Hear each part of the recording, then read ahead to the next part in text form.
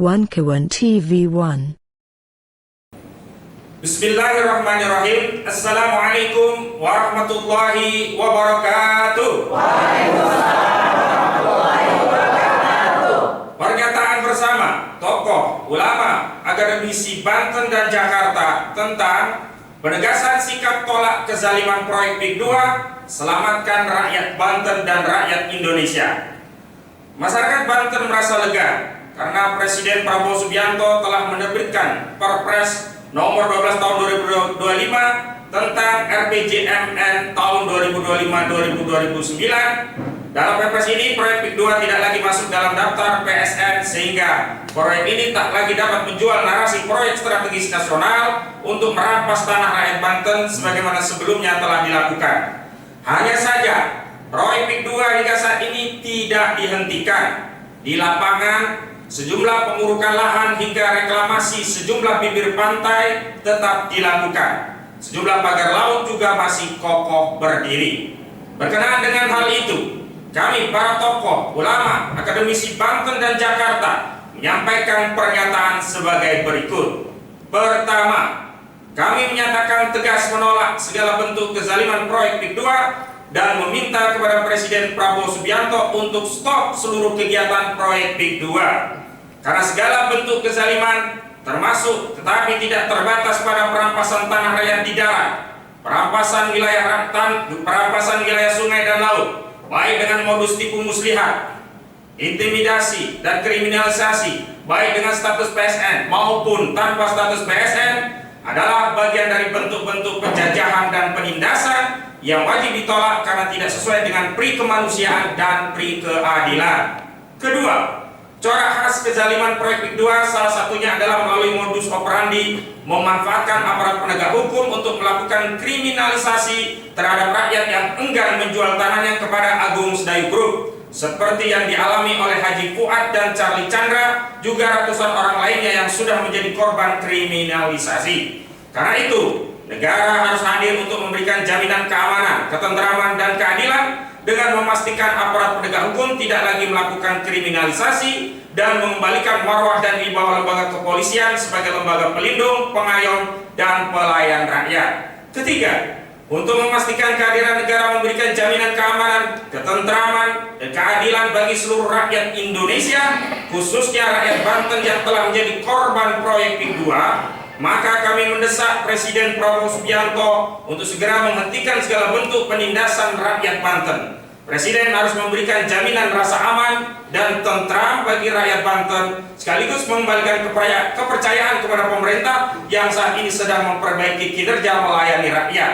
Keempat, menuntut agar seluruh pihak yang terlibat dalam kejahatan yang terstruktur dan sistematis terhadap rakyat Banten agar diproses secara hukum untuk mempertanggungjawabkan seluruh perbuatannya. Demikian pernyataan bersama disampaikan Banten, 5 April 2025. Forum Akademisi Rakyat Banten, Forum Akademisi Tokoh Ulama dan Advokat Banten Jakarta, tertanda 1. Kiai Mbah Mulyasari, Ketua Forum Silaturahmi Tokoh Ulama Akademisi Banten. 2. Ahmad Wazinuddin SH.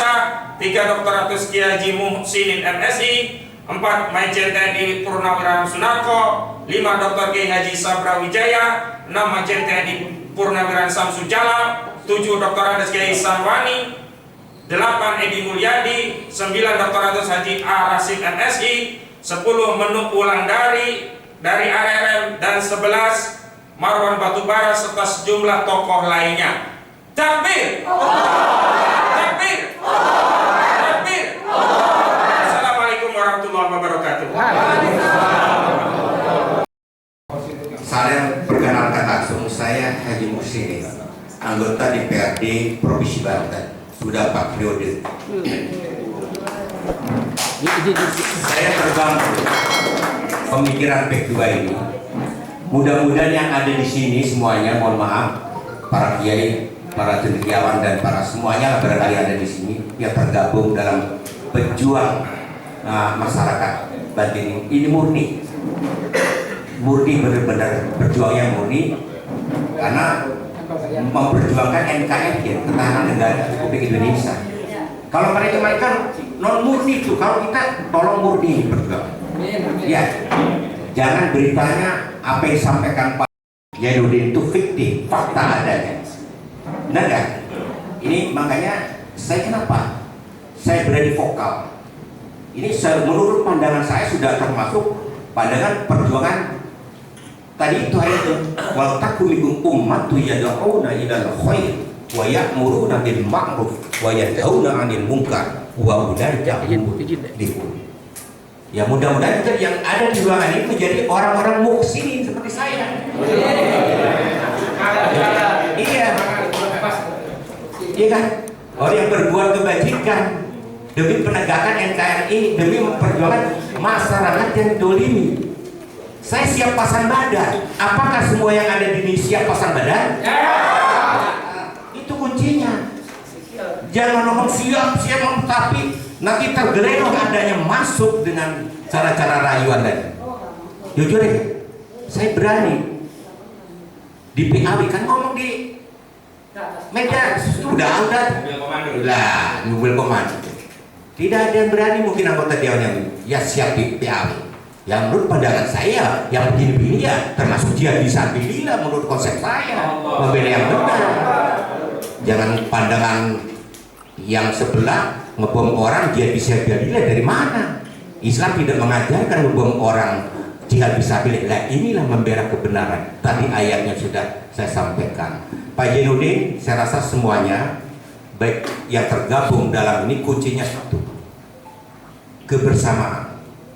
Tanpa adanya kebersamaan tidak akan berhasil semuanya. Kompak semua, para kiai, para ulama, para ustadz, semuanya barangkali. Ini kadang-kadang tadi benar apa? Ada banyak yang terprovokator, terbagi dua. Ya siapa provokatornya? Negara. Saya ingin menyalahkan agunan negara yang diam dalam hal ini. Udah jelas itu perampasan dan jelas itu menyalahi undang-undang. Kenapa diam? Ya dewan juga politik kan 2 kali 2 bukan 4. Dewan ada yang murni tugas fungsinya, ya ada yang non murni. Kalau saya bukan tugasnya legislasi, budgeting dan pengawasan. Mohon Bu senior saya ada di samping saya ada belang RI. Saya anak daerah tugas, bukan pejabat negara. Kalau beliau pejabat negara, kalau saya pejabat daerah yang tidak dapat pensiun dan itu. Padahal fungsinya sama. Ya bukan. Wakil rakyat itu bukan 3 fungsi itu saja. Tapi menurut pandangan saya, kalau memahami isi kandungan Pancasila ada di sila keempat. Bagaimana supaya menghasilkan sila kelima? Kerakyatan yang dipimpin oleh hikmah, kebijaksanaan dalam permusyawaratan dan perwakilan. Lah saya ini perwakilan masyarakat Banten dengan jumlah penduduk 12 juta. Masa dengan ada persoalan begini diam? Tidak berani mengkomentar. Ya kalau tidak berani justru dewan itu fungsinya suruh berani begitu, suruh berani menegakkan amar ma'ruf nahi munkar, menegakkan yang benar. Kalau nggak berani ya mundur jadi dewannya. Buat apa digaji dari uang rakyat? Kita digaji, saya ini termasuk ibu di samping saya ini kan digaji dari uang APBD dan APBN beliau, dari uang rakyat, dari pajak kendaraan bermotor. Kalau daerah Banten ini malu kalau kitanya ada negara diam saja, kitanya diam. Mana kita fungsi pengawasan kita gunakan. Ya, tadi bagaimana supaya menghasilkan sila kelima, keadilan sosial bagi seluruh masyarakat Provinsi Banten, baru dan nanti bagi seluruh masyarakat Indonesia. Kan tugas beliau, kalau saya khusus masyarakat Provinsi Banten. Itu kuncinya. Kenapa saya tidak pernah dipanggil oleh Pak Kiai Haji Mbai. Ini dengan terjunnya Pak Kiai Haji Mbai saya tergugah hatinya untuk bergabung. Beliau jiwa raganya, loyalitasnya, baik waktu dan lain sebagainya, materi sampai keluar demi untuk menegakkan kebenaran dengan P2 ini yang mendolimi masyarakat. Rencana kan saya kesini kan rencana baru ini. Makanya alhamdulillah kemarin di pertemuan dengan pengurus CSR ya, alhamdulillah setelah saya tanya Ya biasanya kalau yang mengasih CSR tuh perusahaannya sudah aktif kan. Ini belum masuk ke sini sudah ada MOU dengan wali kota. Kata apa-apaan di balik ini kata saya. Masa saya wakil rakyat dia? Sampaikan kepada wali kota salam hormat kata saya. Jangan ditindaklanjuti, mendolimi masyarakat daripada kota Serang. Apalagi belum cair. Nah ini supaya masyarakat kota Serang jangan gagal paham. Ada keterangan dari pengurus CSR bahwa belum terjadi MOU namanya bantuan CSR, hanya MOU rencana saja kan. Batalkan dasarnya demi kepentingan masyarakat. Jangan didolimi kesekian kali oleh alunan, oleh negara. Jadi itu saja sementara Pak Yudin. Ya saya tertarik komentar-komentarnya baik di medsos maupun sekarang hari ini sebagai saya rasa pengacara yang benar-benar membela kebenaran. Kadang-kadang mohon maaf, pengacara itu kadang-kadang ya sama dengan oknum-oknum penegak hukum kan. Ini saya pandang Pak Syafruddin benar-benar ada di tegak lurus dalam konteks membela, tidak melihat polusi. Mudah-mudahan di situ. Ya, tidak melihat polusi. Ya, ini saya sebagai wakil rakyat tergugah untuk bicara di sini, untuk tergugah untuk bergabung dengan Bapak Kiai Haji Baik. Tidak ada pernah yang mengajak dan lain sebagainya. Ya, itu saja. Saya rasa salam saya dengan pasca Ramadan ini, dengan dibarengi dengan perayaan Idul Fitri, mudah-mudahan Allah memberkahi kita semua. Ya, mudah-mudahan amal baik Bapak, baik menjalankan puasa Ramadan, Idul Fitri, ya, mendapat magfirah dari Allah Subhanahu Wa Taala, terutama perjuangan Pak Jainuddin CS, semuanya ibu-ibu termasuk luar biasa. Ibu siapa ini yang tadi itu yang di medsos? Terus ibu jangan pernah kenal lelah, jangan pernah kenal lelah dalam konteks jihad fisabilillah. Nah, menurut saya hari ini pertemuan ini memperjuangkan jihad fisabilillah, memperjuangkan NKRI yang utuh, bukan NKRI ya, mereka pejabat-pejabat. Bagaimana menjadi NKRI? Bohong itu, buktinya diam saja dan masyarakatnya dikhianati. Benar nggak?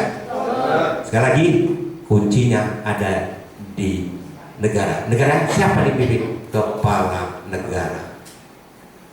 Kalau Pak Prabowo tegas, saya jujur, saya sudah sampaikan di orang-orang gereja, saya sampaikan. Saya jujur 3 kali memilih Prabowo. Sampai pada waktu itu Partai Golkar, partai saya mengusung Jokowi, saya tidak memilih Jokowi kata saya. Saya sampaikan sampai saya dipanggil pada waktu 3 kali oleh partai saya, tapi argumentasi saya menang. Alhamdulillah saya tidak di PAW. Ya, sekarang Prabowo kalau tidak ada ketegasan dalam hal konteks penanganan P2, saya kecewa berat. Pada ulang tahun kemarin, mohon maaf, ini meresahkan para pendukung beratnya. Hidup Jokowi, hidup Jokowi, hidup Jokowi. Hidupnya di mana? Kenapa SBY mantan presiden tidak hidup? Itu Pak, ini pernyataan saya ini fakta bukan fiktif. Kalau fiktif berarti membohongi para kiai, para bapak-bapak semuanya. Saya kalau berbicara tegas dan fiktif, fakta bukan fiktif, fakta. Kalau fiktif berarti membohongi bapak-bapak yang ada di sini. Iya. Saya yang terakhir, mohon maaf, jujur saya sampaikan di sini. Pada hari ini sebenarnya ada pertemuan keluarga di Jakarta. Oleh karena itu, saya mohon pamit nanti jam 12. Saya kenapa memilih acara di sini? Karena ini momen pengen ketemu bapak-bapak terutama Pak Jainuddin ini. Ini karena sama-sama pejuang yang tidak ada kepentingannya apa-apa kan. Hanya dalam konteks melihat kebenaran akan meluruskan yang bengkok-bengkok akan diluruskan oleh kita semua ini. Ini pertemuan pada hari ini barangkali saya berpesan supaya ada hasilnya, jangan touching barangkali nanti. Ya sekarang berbicara nanti diam, supaya dipadukan antara pertemuan wilayah barat dengan wilayah timur. Ini kan wilayah timur, anggaplah ini wilayah barat. Apalah namanya bentuknya, supaya bagaimana kita nanti kalau sudah terbentuk apa namanya, ya gitu. Nanti kita bisa pertemuan berapa bulan sekali kan, supaya ada tindak lanjut. Pertemuan ini bukan kali ini saja, ada tindak lanjutnya. Dan tindak lanjut ini supaya kan dipadukan ini. Apa namanya yang bagus kan gitu. Saya hanya pesan itu aja, saran itu aja supaya Pak Zainuddin supaya ada hasilnya pada hari ini.